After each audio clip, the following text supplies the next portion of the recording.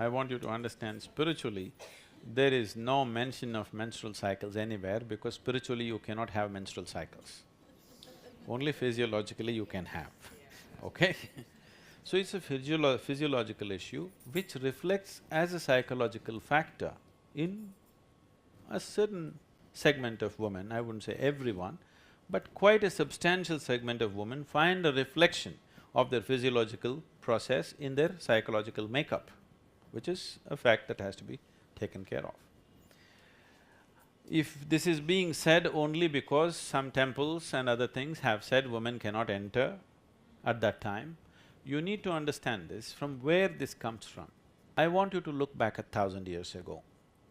What kind of sanitary facilities did she have? What kind of processes did she have?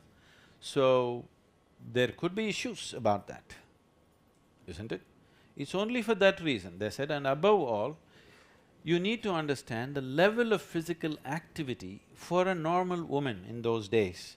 Cooking for 15, 20 people, taking care of the cows, taking care of the children, everything is hers. It's a tremendous amount of physical activity. So, the woman who is going through a certain process of her cycle, she gets 3 days, 4 days break from everything. Isn't that a wonderful thing?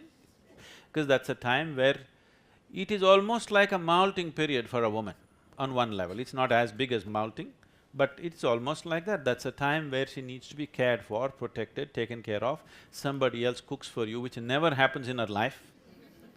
Every day she cooks. For those 3, 4 days, somebody else cooks for her, somebody else serves her food. She sits alone by herself, she meditates, she sings, she does prayer. Isn't this a good way of doing things, I'm asking? Do not consider this as today's life. Look back 1,000 years ago when these things were made.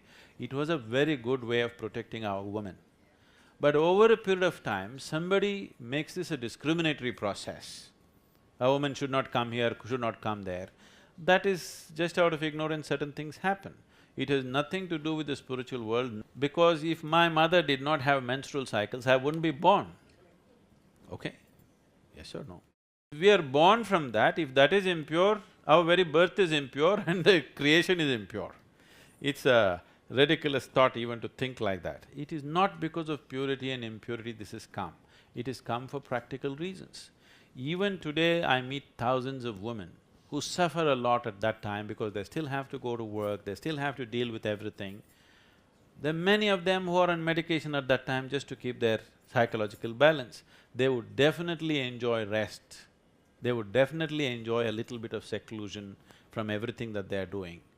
But thinking it is pure, impure question is coming in a very rudimentary mind. It is no sense in… no fundamental sense about life.